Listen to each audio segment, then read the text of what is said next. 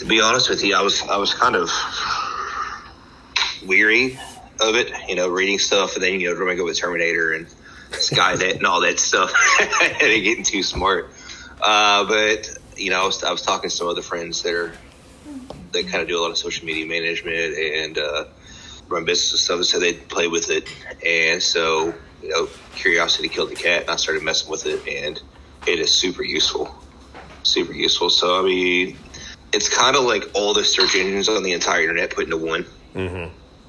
So I will ask it to help me with social media prompts.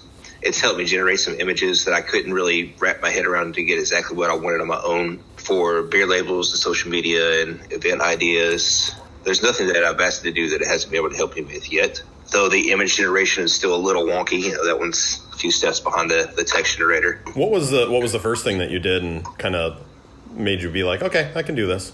One of our beer lines is the Yelling Yeti and Screaming Sasquatch. Mm-hmm. Screaming Sasquatch is the white ale, which is lemon lime pill. And I could not create a image with the programs I use for myself. I'm not good at Illustrator or Publisher. So I went to ChatGPT to try to find a Screaming Sasquatch. And after multiple prompts, I used like metal Sasquatch playing guitar, Sasquatch on, a roller coaster, just anything to get like a screaming Sasquatch to generate that image. And it was great, except for everything that it originally was terrifying out of a horror film. So initially, after, messing with it enough, I was able to find a suitable one of a Sasquatch having a good time, which led me into just kind of doing it in my free time, just messing around. And then I got more familiar with the program. So now I'll use it for, even beer descriptors. It's so hard to write those things, especially with everybody's palate being different. So I can put in, write me a beer prompt for a craft brewery for a peach blonde ale that's brewed with pale malt 2-row Cascade with peach puree in X characters, and it will write me stupid long or short, however long I want it. Description, and then I can go in and pick and choose the information that I want and change it to be specifically what we need for the brewery, and it will knock out a 500-word description in 10 seconds. That would have taken me like an hour to write or figure out and edit. Mm-hmm. And I'm not the best editor in the world, so it's already it's grammatically correct, and it's already edited, and everything is squared away there for me. So I don't have to do that. I just have to make sure the nice. Content matches exactly what we need.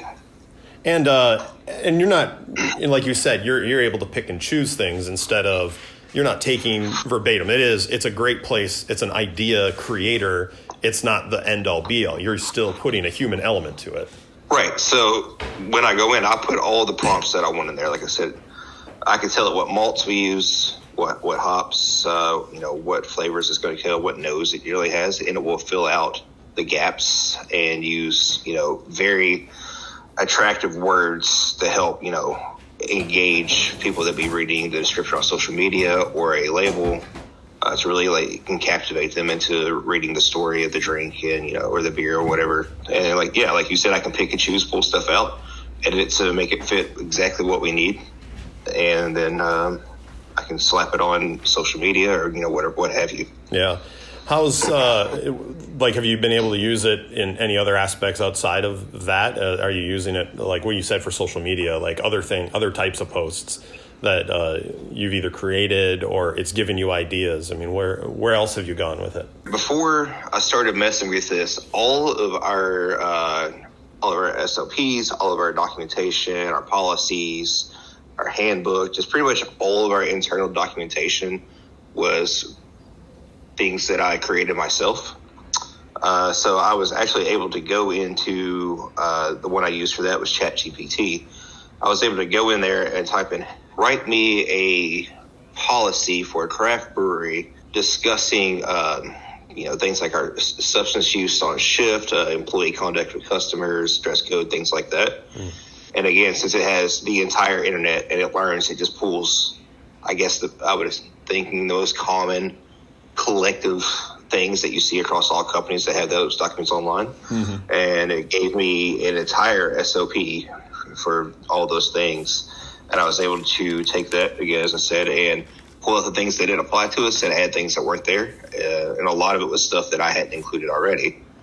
So it was really able to help me enhance the documentation that we already had in place, make it more all-encompassing opposed to just, what I had in my head. It was, it's like having another person that knows everything, that's done every job you've ever could want for the last 100 years.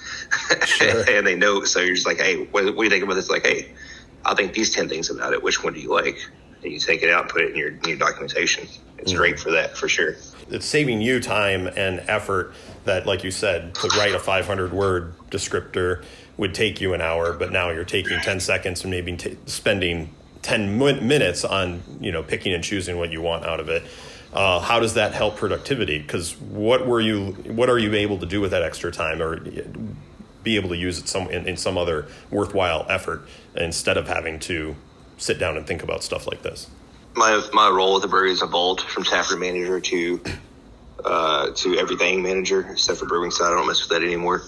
Because I was doing so much, I'm able to pay more attention and kind of get back into paying attention to the small details that are customer centric, and customer perception is very important, obviously.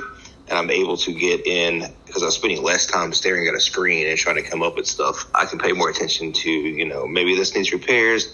Maybe this looks a little wonky when a customer comes in. This cleaning task isn't being looked at as much as it should be. And I'm able to be more centric to our employees and, cater their needs and be more there as an on-shift manager, and not spending so much time just staring at a screen doing social media and beer labels and, writing policies and all that kind of stuff. So it helps me be more present on the front side of the business. Is there any other things that you haven't even done that you're thinking about doing and using and seeing where it can take you? I mean, is it what's next for you guys in trying to incorporate this more?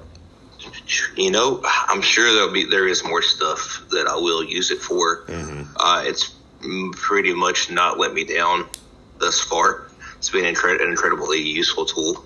Maybe once the image generation gets a little better, I'll be able to utilize that more. I was not good at Photoshop or Illustrator or any of that kind of stuff. So everything I use for those things are mediocre, just because I'm not skilled or trained in those things. So hopefully I'll be able to use that for better image generation in the future. But currently it's just those things. I don't know what else I would use it for at the moment. But I'm excited to see how it evolves and grows, and how it can make my job easier. Yeah. And give me more time. Like you said, the biggest time saver right now is, and I'm still kind of testing this to see how people would respond to it, but I can go in and I'll put in like a ChatGPT, write me social media posts for every day of this week in 300 characters or less. And this is what we do every day. Monday, we have this food truck, and this is the event. Tuesday, this food truck, this is the event. Thursday, et cetera, et cetera. Or it will write the entire post for every day. And so I can just go in there and again, pick and choose and change stuff. But that saves me from going on there and have to write that post, because we do 2 or 3 posts a day, every single day, all week.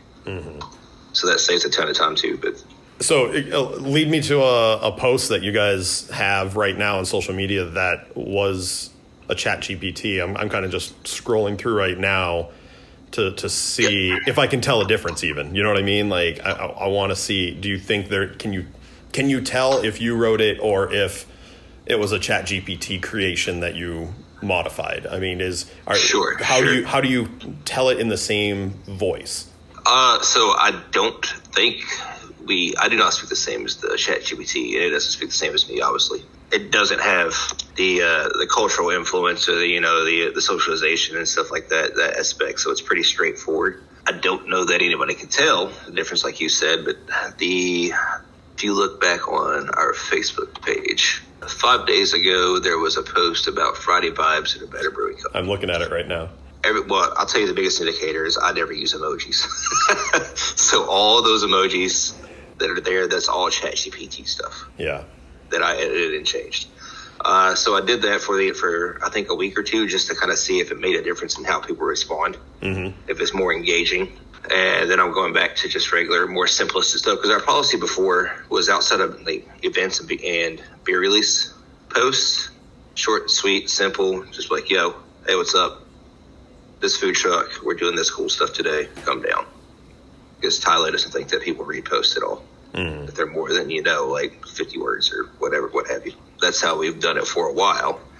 And I thought maybe if we did something like this, we would get more engagement, because I don't know if it's our demographic or our content or what, but we don't get a whole lot of interactions on most posts.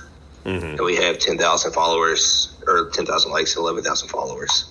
I was curious to see if this robot, the way it talks and types stuff out, that people be more engaged with it. And so far, don't think it has anything to do with myself or ChatGPT, but it's about the same. So you're not losing or you're not gaining. So, I mean, at least there's that, where it's not it increases your productivity. That doesn't necessarily mean it's going to increase your visibility. So right. You're not, sure, but you're not losing algorithms and all that crap. Yeah. So at least you're not losing. That's the good thing. Yeah. It's less work for the same result. Yeah. Which is what everybody wants, right? Exactly.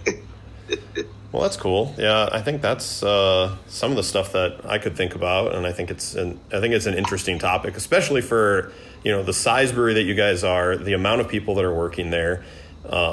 Like you said, you wear a bunch of different hats. You need to be able to manage your time appropriately, and being able to rely on something like this that isn't. I've talked to breweries that have used it to create a recipe. I don't think anyone's plugging in, making their entire brewery run off of ChatGPT, but it is a great tool to be able to use.